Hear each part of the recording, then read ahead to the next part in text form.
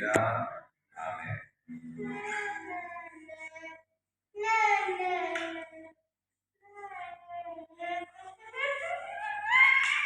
Selamat malam, shalom.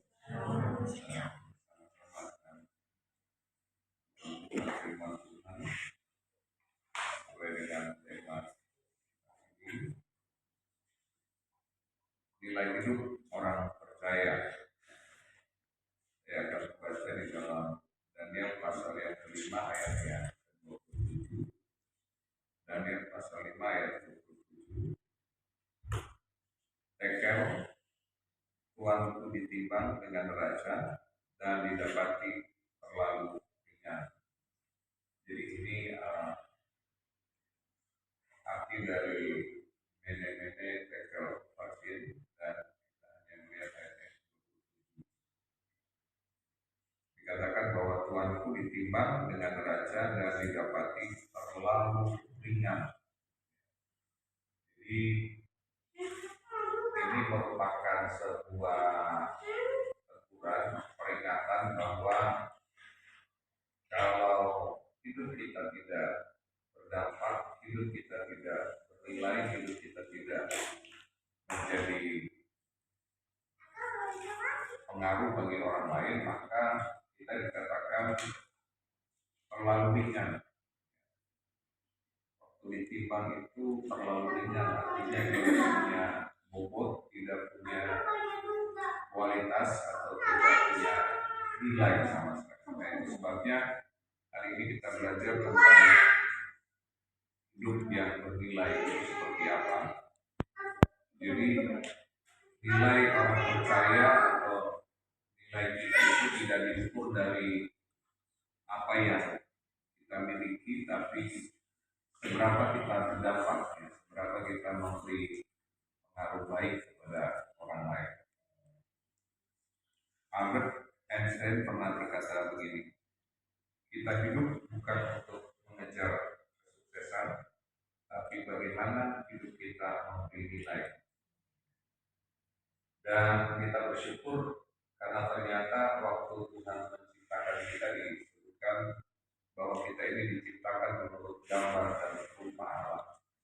Jadi artinya kita punya nilai atau standar yang luar biasa. Waktu alam semesta, ya, makhluk-makhluk hidup yang lain tidak dibuat menurut gambar dan rupa Allah, sehingga pada waktu Adam dicarikan pasangan, dikatakan gak sepadan. Jadi kalau monyet itu nggak level sama kita, kerbau, kuda, anjing nggak level juga sama kita. Jadi nggak bisa dibandingkan cantiknya anjing itu dengan cantiknya Oi misalnya. Nggak mungkin karena terlalu jauh. Jadi kita itu segambar, artinya kita punya nilai.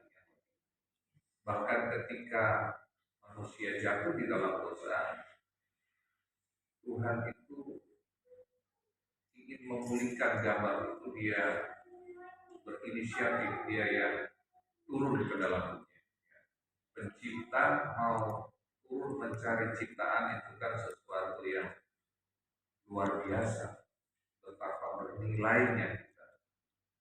Kalau anak tetangga hilang misalnya, kita paling ikut sedih, ya, kita ikut prihatin. Tapi kita nggak sampai harus berhari-hari nggak makan, ya, mikirin anak tetangga mau hilang, ya. Atau kita nggak sampai repot-repot lapor ke kantor polisi, atau kita ikut mencari masuk ke hutan, karena hubungan.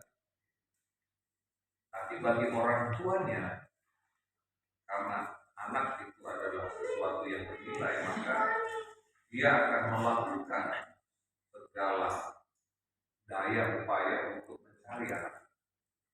Nah, itu yang Tuhan lakukan ketika kita terhilang, kita jatuh ke dalam dosa.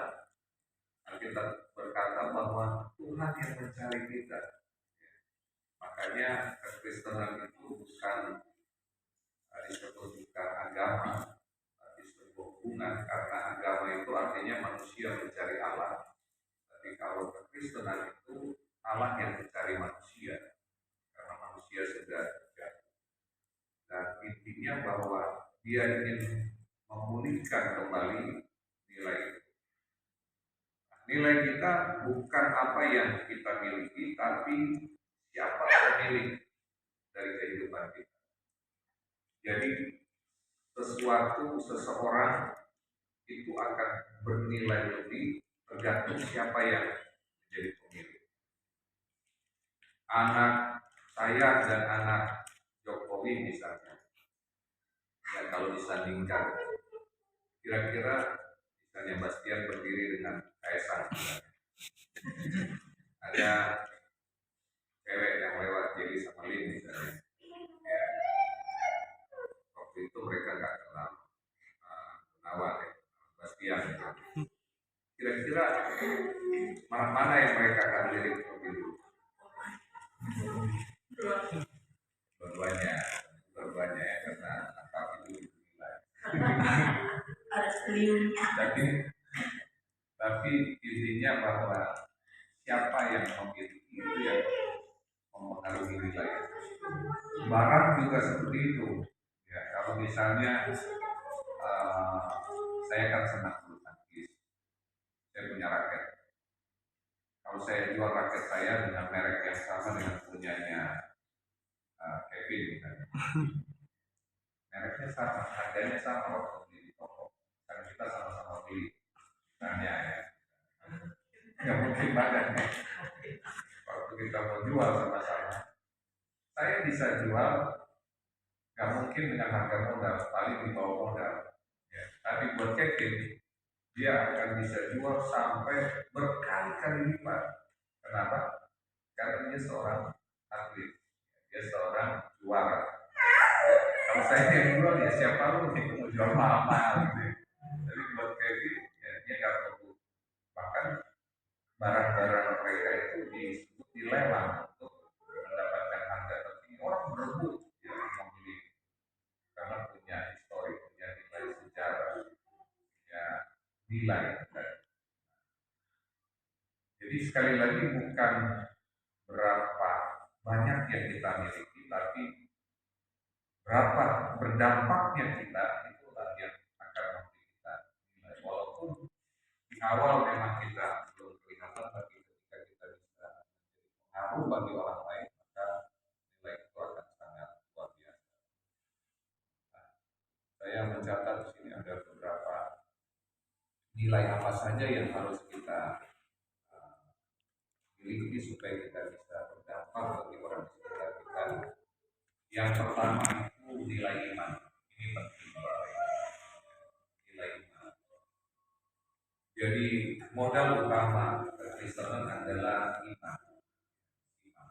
Saya sungguh kepada kalau berharap untuk kita berbuat baik, berbuat amal dan lain sebagainya, itu kita seok-seok, kita jatuh bangun. Hari ini mungkin kita kelihatan baik, besok dan ada seorang yang berkata begini, kita tidak mungkin bisa menyenangkan semua orang. Itu saja nggak bisa. Karena ketika kita menyenangkan yang satu merasa, oh dia pilih kasih, oh dia seleranya sama yang itu. Jadi memang nggak bisa. Itu sebabnya kalau kita memiliki iman, maka itu sebuah nilai. Makanya saya selalu bilang bahwa kita bangga kalau anak-anak kita itu punya prestasi ya. Misalnya Jerry lulus dengan predikat sangat memuaskan. Lin apa? Belum ya? Allah misalnya. Bangga kita. Tapi lebih bangga kita kalau mereka punya nilai iman. Itu yang harus ditanamkan oleh orang tua. Seringkali orang tua kan memotivasi anak, kamu nggak boleh 7 ya, kamu nggak boleh 8 ya nilainya, harus 10 ya, nggak apa-apa. Tapi mengabaikan ada yang prioritas sebetulnya, keimanannya itu ya, yang paling penting. Jadi kalau kamu berhasil Pak di sekolah ini kamu sampai ke luar angkasa ya, luar negeri misalnya. Waduh, kamu di mana sekolahnya? Di luar negeri gitu. Tapi kita nggak tahu di sana itu apa dia. Kita nggak pantau, kita nggak cek kamu hari ini kemana. Ya. Yang kita tanya di mana sekolah kamu, di mana nilai kamu. Kita nggak tanya bagaimana kamu sudah baca firman belum, sudah. Nah itu yang kadang-kadang kita melupakan. Padahal sekali lagi yang membawa kita kepada nilai kekekalan itu adalah nilai iman. Jadi Matthew Abel Omi Angel boleh berhasil ya dalam cita-cita, tapi yang paling penting adalah kalian yang kuat imannya, kuat imannya di dalam Tuhan. Panjang umurnya serta mulia. Ulang, Sampai 15 tahun. kuat iman. Wah, Oi pinter. Baca banget. Wah, Oi senang berdoa. Nah, itu. Wah, Oi rajin baca firman. Nah, itu lebih bangga. Orang tua harus punya prinsip seperti itu. Nah, Daniel dalam Daniel pasal 1 ayat 8 dan 9 kalau kita membaca bagaimana mereka punya ketetapan hati yang luar biasa, tidak terkontaminasi, tidak terpengaruh dengan bujukan untuk menyantap makanan raja yang sebetulnya itu membuat mereka najis. Wow, jadi ternyata godaannya berat untuk mempertahankan nilai iman itu. Karena nanti dalam pergaulan akan dibilang aneh kita, wah so pendeta, wah nggak gaul, nggak merokok, wah nggak gaul, nggak ini, nggak itu. Ya, jadi dianggap kita aneh karena nggak sejalan sama orang-orang yang di luar Tuhan. Tapi Sadrak, Mesak, Abednego, Daniel mempertahankan itu, mereka menjaga supaya tidak menajiskan. Dan Timotius misalnya kalau kita melihat di dalam 2 Timotius pasal 1 ayat 5, bagaimana iman yang dimiliki itu ditularkan dari opungnya yang bernama Louis. Jadi ada warisan iman yang sungguh-sungguh turun ke mamanya dan kemudian turun ke cucunya. Nah, saya sama Bu Rita belum punya cucu. Nanti kalau Jerry sama Lee, Bastian udah menikah, Amin.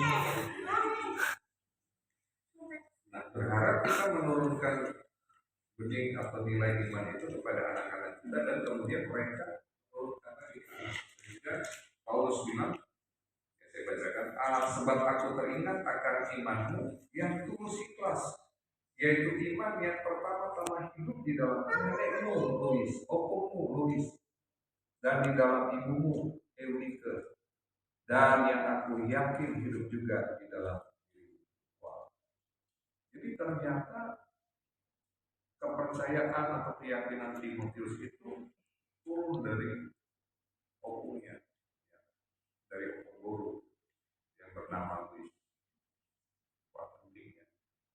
Kita juga kalau misalnya kita udah gak ada, melihat Matthew misalnya punya iman yang tulus ikhlas. Satu tahun itu turun dari opung Diana, ya, dan melihat kepada ibu Mega, wah luar biasa. Kita semua berharap seperti itu. Jadi nilai yang pertama adalah nilai iman.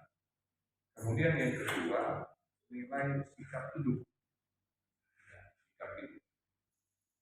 Nah, itu tidak harus dengan berbagai nasihat, berbagai macam trik, kata-kata, seindah apapun kita berkata-kata, tapi melalui kesaksian hidup kita bisa berdampak, melalui teladan, ya, tutur kata kita. Nah, seharusnya standar kita kalau misalnya yang umum, kita harus punya sikap yang pertama sesuai dengan usia kita. Makanya kan selalu dibilang dewasa itu pilihan, tua itu pasti. Karena menjadi dewasa itu memang kita yang harus memilih. Kembali kita yang harus disadarkan. Oh iya ya. Makanya itu saya selalu bilang, Jo, kamu udah umur 20 lebih, saya punya sikap yang lebih dewasa. Matthew juga, Matthew berberapa kan? 12 itu kalau usia orang Yahudi itu udah masuk usia akil balik, jadi jangan kekanak-kanak. Apalagi kalau udah kuliah semester 3 misalnya. Jangan kekanak-kanak. Itu standar umum ya, yang normal. Kemudian yang kedua, pendidikan kita juga mempengaruhi. Wah, udah S3 tapi kelakuannya kayak S1 misalnya. Contoh-contoh. Harus mempengaruhi. Tapi di dalam Tuhan itu tidak banyak mempengaruhi. Karena ada orang yang usianya sudah tua tapi masih kanak-kanak. Ada orang yang pendidikannya tinggi tapi tidak punya nilai. Tapi sebaliknya ada orang yang justru cuma tamat, maaf dia tamat TKA, AOW misalnya. Tapi waduh, nilainya luar biasa karena diajarin oleh bisnisnya, punya nilai yang luar biasa. Atau sebaliknya dia masih muda tapi dia punya dampak, ya punya pengaruh yang luar biasa. Nah ini kita yang harus menyadari ya, melalui sikap hidup kita. Makanya kalau setiga ayat 23 bilang ya, apapun juga yang kamu perbuat, perbuatlah dengan segenap hatimu seperti untuk Tuhan dan bukan untuk manusia. Kesadaran ini membuat kita selalu, oh iya ya, saya sedang melakukan untuk Tuhan. Jadi harus bernilai. Gak boleh ece-ece, gak boleh KW1, KW2, harus yang punya nilai, punya apa namanya, punya value yang luar biasa. Karena kita sedang melakukan untuk Tuhan. Itu yang kedua. Sikap hidup kita harus bernilai. Dan itu akan dilihat oleh orang-orang di sekitar kita, dimulai dari dalam rumah. Cara bicara kita, cara bertindak kita, itu nggak perlu kita gembar-gemborkan, itu akan terlihat dan tercermin melalui sikap. Makanya semua kita ayo belajar terus untuk hidup kita menjadi hidup yang bernilai. Yang pertama soal iman, yang kedua sikap hidup, yang ketiga tentang hikmat. Nah, Salomo itu sampai ratu dari seberang jauh datang untuk membuktikan, kalau kita membaca di dalam Satu Raja-Raja, bagaimana hebatnya Salomo. Dan terbukti bahwa dia bilang, wah tadinya aku dengar dari orang, memang kamu hebat. Tapi sekarang aku lihat langsung ternyata memang lebih daripada orang yang bicarakan, kamu lebih hebat. Nah, ini memang tidak didapatkan dengan hari dua hari, tapi ini kalau bicara soal hikmat itu butuh keintiman. Bagaimana kita semakin dipertajam spiritual kita, semakin orang yang berhikmat itu adalah orang yang bisa menggunakan segala kepandaian yang Tuhan berikan untuk memuliakan orang yang kita sama, dan itu butuh keintiman. Nah, terakhir pertanyaannya adalah bagaimana kita memaksimalkan. Ada dua. Cara yang pertama adalah kembali harus disadari kita ini hamba Tuhan. Kita dimanapun kita berdiri, kita berada, kita harus terus disadarkan kita ini hamba Tuhan, kita sedang melakukan waktu kita melayani suami, oh ya saya hamba Tuhan. selalu saya sorot. Waktu kita bekerja, oh ya ini mimbar saya membantu. Jadi semua kita menyadari waktu kita kuliah, kita sekolah, kita hamba Tuhan. Jadi nggak bilang usianya masih muda. Jadi Abed hamba Tuhan, Angel hamba Tuhan. Semua kita hamba Tuhan. Nah, kesadaran ini membuat kita, oh iya, kalau kita melakukan untuk Tuhan, jadi bukan cari penghargaan dari manusia.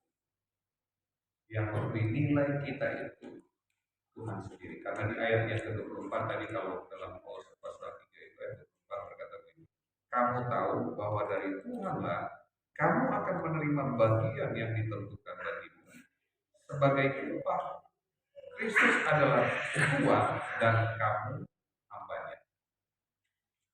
Jadi yang memberi upah kita itu Tuhan. Kalau upah dari manusia sangat terbatas. Sekedar ujian ya sangat terbatas. Bahkan kalau materi pun itu terbatas. Tapi kalau Tuhan yang memberi upah itu tidak ada batasannya. Katakan amin. Wah, itu luar biasa. Jadi sekali lagi, bagaimana kita meningkatkan ya nilai hidup kita? Ingat, kita ini hamba Tuhan, kita perwakilan duta atau duta kerajaan Allah yang harus menjadi terang dimanapun kita berada. Dan yang kedua, ini penting, ini saya buka-buka di handphone saya ketemu ini tentang renungan singkat yang luar biasa. Yang kedua ini kita harus sadar bahwa supaya hidup kita bisa bernilai, maka anggap hari ini adalah hari terakhir.